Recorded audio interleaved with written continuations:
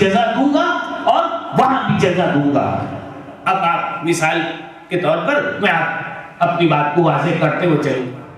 ماہ مبارک رمضان میں صبح کو نماز سے پہلے آپ اٹھ کے کیا کھاتے؟ سحری. سحری کھا لی.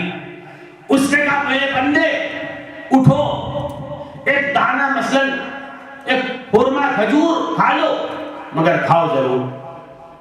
تم کھاؤ ثواب ہم دیں گے. مہدی تجھے کیا پھلی ہے, کھا ہم رہے ہیں, ثواب تو دے رہا ہے.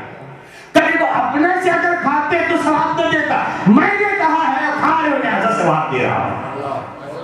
اگر تم پیٹ بھر کے بھی کھا لیتے اپنے سے, آدھی رات کی نیند کھلی بھوک لگی کھا لیتے, میں کبھی نہ کہتا تمہیں اجر دوں گا, اس لیے کہ اپنے سے اٹھے ہو, میں نے نہیں اٹھایا تمہیں. لیکن جب میں تمہیں اٹھاؤں اور تم کھاؤ, چاہے ایک لقمہ کھاؤ چاہے پیٹ بھر کے کھاؤ, میں اجر دوں گا. کیوں مالک کھا ہم رہے, تجھے کیا پریشانی؟ کا پریشانی نہیں ہے, تم نے ہماری بات مانی ہے لہذا جزا دے رہے ہیں. پروردگار مولا کائنات نے غالب علی کل غالب امیر المؤمنین علی ابن ابی طالب صلوات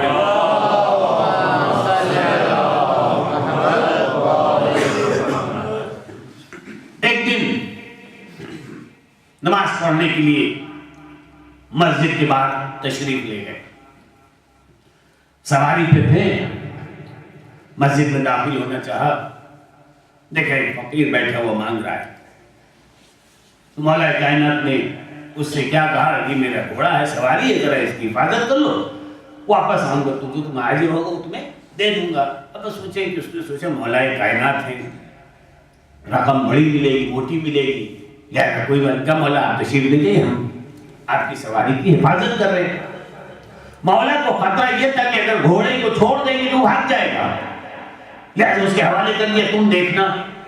اندر گئے, کتنی دیر مولا نے کتنی نماز پڑھی وہ تو مجھے نہیں معلوم, لیکن جب مولا باہر آئے تو کیا دیکھا؟ بالکل اس کا برعکس کہ جانور کھڑا ہے, آدمی غائب ہے. جانور کھڑا ہوا ہے لیکن آدمی غائب ہے. اس نے انسان نے یہ سوچا, گھوڑے کی لگام لی اور بھاگ گیا, اور گھوڑا وہیں پہ کھڑا ہے. اس نے کہا گھوڑا تو انسان ہو گیا, انسان گھوڑا ہو گیا ہے, لہذا وہ گھوڑا چونکہ انسان ہو گیا لہذا اسے لگام کی ضرورت نہیں ہے, اور میں چونکہ انسان تھا گھوڑا ہو گیا لہذا مجھے لگام کی ضرورت, میں لے کے جا رہا ہوں. چلا گیا. مولا آئے, ادھر ادھر دیکھا, غائب, اور جب گھوڑے پہ سوار ہونا چاہتے کہ لگام غائب. گھر میں شرف تشریف لے آئے, بلایا اپنے خادم کو, قمر ادھر آؤ. تو کیا ہے؟ کہیں 2 درہم لے جاؤ بازار میں اور اسے ایک لگام خرید کے لے کے آؤ. اور ایک بات یاد رکھنا, 2 درہم سے زیادہ قیمت خریدنا. کہا ٹھیک ہے مولا جیسا آپ فرمائیں. قمر آئے بازار میں, دیکھا ایک انسان ہے, ہاتھ میں لگام لیے کھڑا ہوا ہے, اور کہہ رہا ہے کون ہے جو لگام کو خریدا؟ جب پوچھنے والے نے پڑھ کے پوچھا کتنی کی؟ کہا 2 درہم کی. اور مولا نے کیا کہا تھا کہ خریدنا مگر 2 درہم سے زیادہ کی مت خریدنا. اور قمر آگے بڑھے, قمر نے اسے 2 درہم دیا, لگام دیا, لے کے آئے. جیسے ہی آئے مولا نے پوچھے بتاؤ کتنے کی خریدی؟ کہا مولا 2 درہم کی. کہا تم نے خود طے کیا تھا؟ اس نے کہا تھا. کہ نہیں میں نے کچھ نہیں کہا, وہ خود کہہ رہا تھا 2 درہم کی لے لو, میں نے پڑھ کے 2 درہم دی اور لگام لے کے چلا. بس مولا کائنات نے ایک بات کہی, دیکھو یہ انسان کتنا تاجیل, اتنی عجلت میں ہے. یہ انسان اگر ذرا سے صبر کر لیتا تو میں بھی اسے 2 ہی درہم دیتا, مگر بس فرق یہ ہے کہ بے صبر تھا, صبر نہ کر سکا. اگر صبر کر لیتا تو 2 درہم ملتے حلال کے, بے صبری کری ملے 2 درہم مگر حرام کے ملے. ایک صلوات پڑھے محمد والے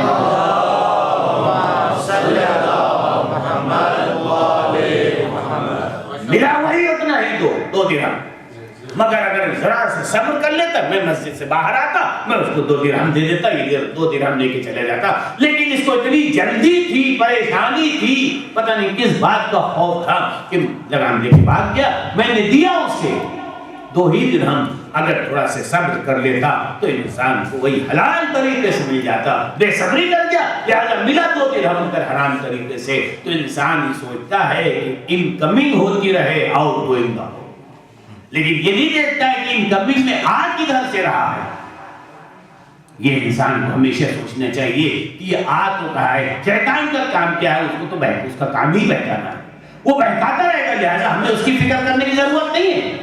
عزیزان گرامی، مولا کائنات منبر پہ تشریف فرما ہے، پیغمبر کی حدیث بیان کر رہے ہیں کہ پیغمبر نے کہا سنو کہ جو بھی انسان اس دنیا میں آتا ہے، جتنا خداوند عالم اس کی حیات میں رزق لکھ دیتا ہے، اسے کھائے بغیر وہ انسان جاتا ہے۔ اور یہ یاد رکھنا ہے کہ جو بھی موت اگر ایک وقت اگر اس کا معین ہے اس کی طرف سے، وہ تو ہمیں نہیں پتا، لیکن جو بھی ہے اس دنیا میں ایک دن اسے موت آئے گی، اور جب موت آئے گی تو اپنا رزق کھا کے جائے گا۔ ایک دانہ کم نہیں ہوگا، ایک دانہ زیادہ نہیں ہوگا۔ ہوتا کیا ہے، کبھی کبھی تھوڑا سے انسان جلد بازی کر جاتا ہے، ورنہ کیا ہوتا ہے کہ جتنا اس کی قسمت میں لکھا ہوتا ہے اتنا اسے مل کے رہتا ہے۔ کسی میں طاقت نہیں ہے کہ پیغمبر کی حدیث کو جھٹلا دے، اس لیے کہ پیغمبر کی حدیث قول خدا ہے۔ جو خدا نے پیغمبر سے کہا وہ پیغمبر نے ہم تک پہنچایا۔ قرآن مجید 12واں پارہ پہلی سورت پہلی آیت پڑھ لیجئے کہ جو بھی آتا ہے وہ اپنا رزق اللہ کے اوپر ہوتا ہے۔ کوئی بھی مخلوق ہو، ہر مخلوق کا رزق پروردگار کے اوپر ہے، اس کی ذمہ داری ہے۔ جناب یوسف علیہ السلام جب قید خانے میں تھے، ایک زمانہ گزر گیا، آواز دی مالک تو مجھے بھول گیا۔ وہ کسی طرح سے کیسے کر کے باہر آئے تھے، میں وہ تفصیل میں نہیں جانا چاہتا، صرف یہ کہنا چاہتا کہ پروردگار کی بارگاہ میں یہ شکایت کی کہ مالک تو مجھے بھول گیا، میں تو تیرا خاص بندہ تھا، تو مجھے کیسے بھول گیا؟ آواز آئی یوسف ذرا اپنے پیر کو زمین پہ مارا۔ جناب یوسف علیہ السلام نے اپنے پیر کو زمین پہ مارا، زمین شکافتہ ہوئی، پھٹی۔ کہ ذرا نیچے دیکھو غور سے۔ جب جناب یوسف علیہ السلام نے دیکھا کہ مالک پتھر نظر آ رہا ہے، بہت گہرائی میں ایک پتھر دکھائی دیا۔ کہا یوسف ذرا غور سے دیکھو۔ اب جب جناب یوسف علیہ السلام نے غور سے دیکھا تو دیکھا ایک کالا پتھر، بہت گہرائی میں جہاں آنکھ دیکھ رہی ہے، دیکھ سکتی ہے، اس حد تک دیکھا ایک کالا پتھر، اس پر ایک کالی چیونٹی بیٹھی ہوئی ہے۔ کہا دیکھو کون ہے؟ کہا ایک چیونٹی ہے۔ کہا کیا کر رہی؟ کہا کھانا کھا رہی ہے۔ کہا اتنی گہرائی میں مجھے چیونٹی دکھائی جا سکتی ہے، تو میرا بندہ ہے، تو بھی دکھائی دے سکتا ہے۔ ایک صلوات پڑھے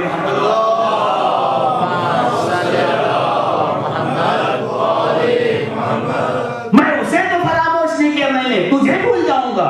تو نے مجھے پکارا کب تھا؟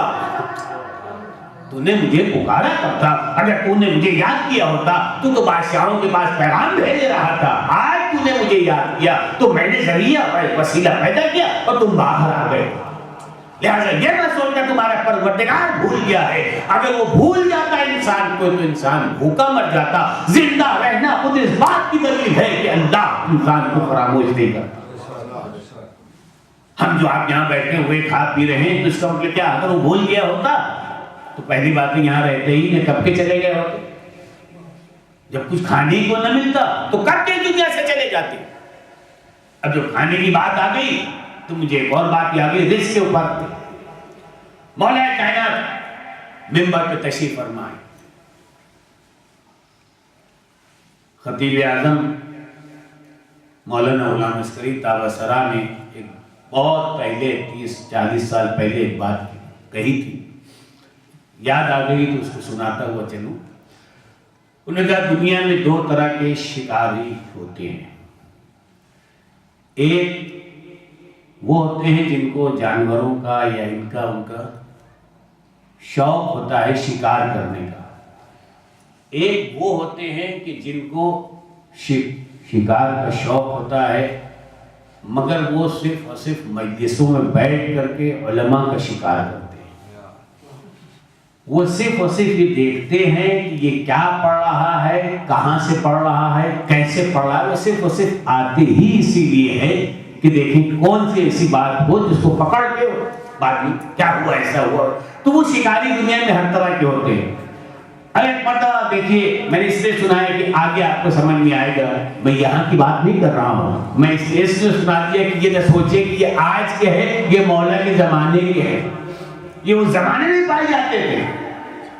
مولا نے مطلب کہا کہ دیکھو پروردگار کا پیغام نبی تک آیا، نبی نے مجھ سے کہا اور میں یہ پیغام دوں کہ اللہ نے رزق کی ذمہ داری دی ہے، ہر مخلوق کو اس کا رزق مل کے رہتا ہے، جب وقت لکھا ہوتا ہے اس کو مل جاتا ہے، مگر بے چینی پیدا نہ ہونے پائے. مگر یہ سن لو، بغیر اپنا رزق کھائے ہوئے وہ اس دنیا سے نہیں جائے گا، اور نہ اس کا کوئی ایک لقمہ کوئی انسان روک سکتا ہے اور نہ بڑھا سکتا ہے. ایک بہت سمجھدار بیٹھا ہوا تھا، اس نے کہا مولا ایک سوال کرنا ہے. مولا نے کہا پوچھو، کون سی بڑی بات ہے؟ کہ یا علی ذرا تصور کیجئے. ہاں جی فرمائیے.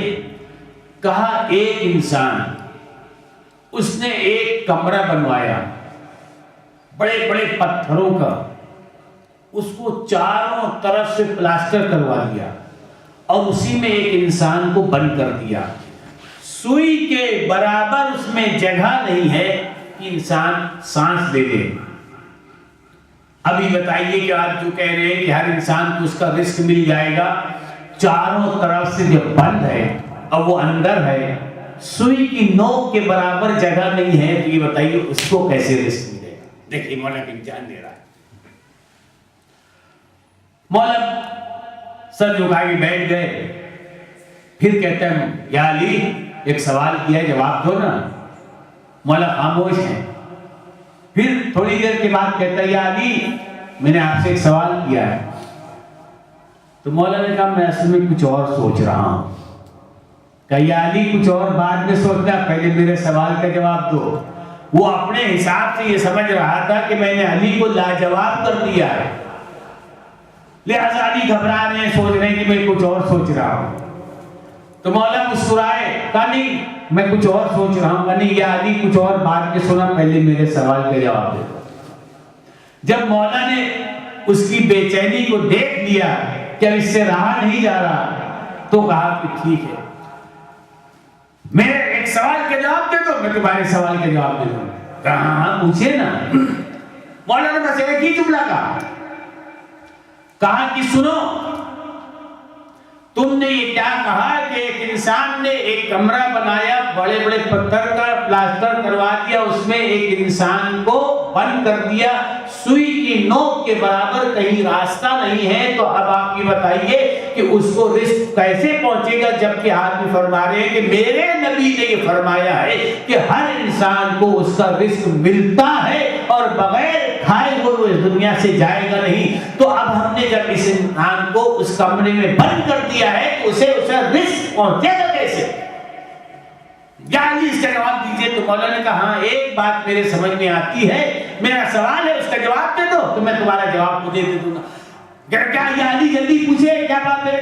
مولا نے کہا اتنا تو مجھے، مولا نے کہا کہ بس مجھے تو ایسا محسوس ہوتا ہے کہ یہ آدمی قیامت تک زندہ ضرور رہے گا. یا علی یہ انسان اندر ہے، اس کو رزق تو پہنچے گا نہیں. تو مولا نے یہی کہا کہ اس کا مطلب یہ ہے کہ یہ قیامت تک زندہ ضرور رہے گا. کہا یہ